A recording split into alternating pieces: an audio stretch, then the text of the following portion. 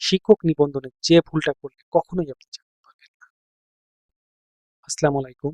আজকে আলোচনা করব শিক্ষক নিবন্ধনে যে ভুলটা করলে আপনি কখনোই চাকরি পাবেন না।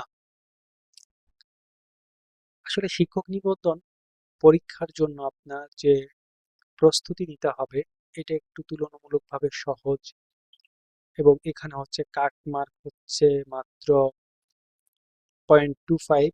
আমি এটা একটু জুম করে দিচ্ছি।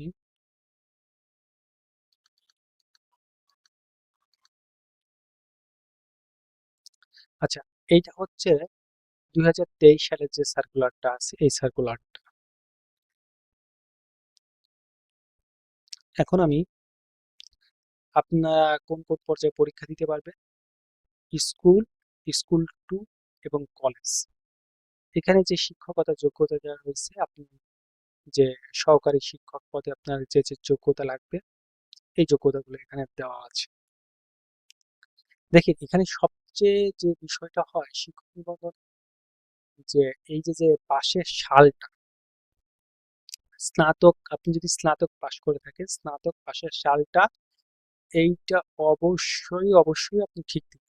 কারণ এইটা যদি আপনি ভুল দেন বা মনে করেন 2025-এ আপনার সার্কুলারটা হয়েছে, অথচ আপনি স্নাতক পাশ এখনো করেন নাই, আপনি আবেদনটা করে রাখছেন, পরবর্তীতে ভাইবায় যে দেখলেন যে আপনার সালের সাথে মিশতেছে না, অথচ আপনি পাশ করছেন 26-এ, দেখা যাচ্ছে আপনার ভাইবা 26-এ হচ্ছে, তখন কিন্তু আপনি অটোমেটিক ফেল করবেন। এই জিনিসটা পাশের সালটা ইম্পর্টেন্ট, মানে আপনি কোন বা আরো যে জিনিসগুলো ইম্পর্টেন্ট এটা বলছি। দেখেন, আর একটা হচ্ছে আপনি এই যে স্কুল পর্যায়ে, স্কুল পর্যায়ে এবং কলেজ পর্যায়ে আবেদন করতে পারবেন। এখন আমরা অনেকে মনে করি যে আমি শুধুমাত্র একটাই আবেদন করতে পারবো, যে স্কুল পর্যায়ে আর অথবা কলেজ পর্যায়ে, এটা, অথবা আমি স্কুল পর্যায়ে আবেদন করলে আমি স্কুল পর্যায়ে আবেদন করতে পারবো না। জিনিসটা এরকম না।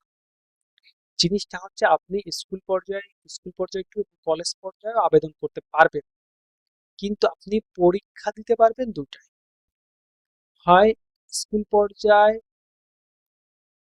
স্কুল পর্যায়ে অথবা স্কুল পর্যায়ে টু আর কলেজ পর্যায়ে, এই দুটো আপনি পরীক্ষা দিতে পারবেন। এখন দেখেন আপনি তিনটাই আবেদন করে আবেদন করবেন, তিনটাই আবেদন করবেন। এই যে স্কুল পর্যায়ে স্বভাবগত কি ইবতেদায়ী মৌলবী আছে, ঠিক আছে, ইবতেদায়ী শিক্ষক, সাধারণ শিক্ষক, ঠিক আছে, এইগুলো আপনি আবেদন করবেন। আবেদন করে রাখলে হবে কি, যে আপনি মনে করলেন যে আমার সাবজেক্টে বেশি গণবিজ্ঞপ্তি দেওয়ার পরে আপনি দেখলেন বা শেষ হওয়ার পরে যে শূন্য পদ আছে আপনার সাবজেক্টে শূন্য পদ সংখ্যা কম, তখন আপনি কি করবেন? তখন আপনি স্কুল পর্যায়ে টুতে পরীক্ষা দিলেন, ঠিক আছে।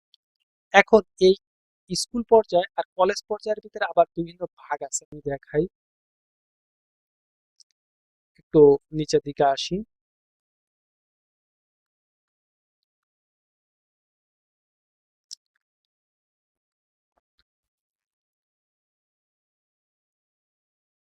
মনে করেন এইটা সহকারী শিক্ষক, এইটা আছে কি মাধ্যমিক বিদ্যালয় আর হচ্ছে উচ্চ মাধ্যমিক বিদ্যালয়, তথ্য প্রযুক্তি, ঠিক আছে। এখন আবার আছে কি সহকারী শিক্ষক, দাখিল মাদ্রাসা, আলিম মাদ্রাসা, ফাজিল মাদ্রাসা। এখন এইটা কিন্তু আপনার দুটা আছে সহকারী শিক্ষক। এখন দেখেন আপনি কি দুটাই অ্যাপ্লিকেশন করবেন না একটাই করবেন? এখানে আমি রিকমেন্ড করবো যে আপনি দুটাই অ্যাপ্লিকেশন করে রাখেন। এখন পরীক্ষার আগে আপনি দেখবেন যে কোনটা আপনার সিট বেশি আছে, সেটা আপনি পরীক্ষা দিন। বা আপনি মনে করেন যে আপনি তখন পরীক্ষার আগে ডিসাইডেড করবেন যে এখানে মনে করেন সিট কম আছে, সহকারী শিক্ষক আহ, মাধ্যমিক বিদ্যালয়, এখানে আপনার সিট কম আছে, আপনি এটাই পরীক্ষা দিলেন দাখিল মাদ্রাসাতে। এখন আপনার ইচ্ছা হলে যে না আপনি দাখিল মাদ্রাসা আপনি পরীক্ষা দিবেন না, সিট কম থাকুক আর বেশি থাকুক এইটা নিয়ে আপনার কোনো ই নেই, তখন আপনি এইটাই পরীক্ষা দিবেন। কিন্তু দুটা অ্যাপ্লিকেশন করে রাখলে কি হবে, তখন হচ্ছে আপনি পরবর্তীতে সেই জিনিসটা আপনার ইচ্ছা মতো আপনি পরীক্ষাগুলো দিতে পারেন, ঠিক আছে। তাহলে আহ সবচেয়ে বড় কথা হচ্ছে আপনি যে ওভারঅল যদি সামারি করি, এখানে যে আপনি যে অনার্স পাশের সালটা, এই সালটা কখনোই ভুল দেবেন না, ঠিক আছে। এবং সেকেন্ডলি হচ্ছে সিজিপি। এই যে যে আপনার অনার্সের যে সিজিপিএটা আছে, যে আপনি মনে করেন জানেন যে আপনি 25-এ পাস 26-এ পাস করবেন, সার্কুলারটা হচ্ছে 25-এ সাবমিট, কিন্তু এখানে সিজিপিএটা ভুল আছে। তখন স্যাররা বুঝতে পারবে যে এই সিজিপিএ আছে, অর্থাৎ আপনি এইটা আগে অ্যাপ্লিকেশন করে দিচ্ছেন, মানে আপনি পাস করার আগে অ্যাপ্লিকেশন করে দিচ্ছেন, সেহেতু আপনি ভাইভায় ফেল করবেন। এই কাজটা আপনারা ভুলেও করবেন না।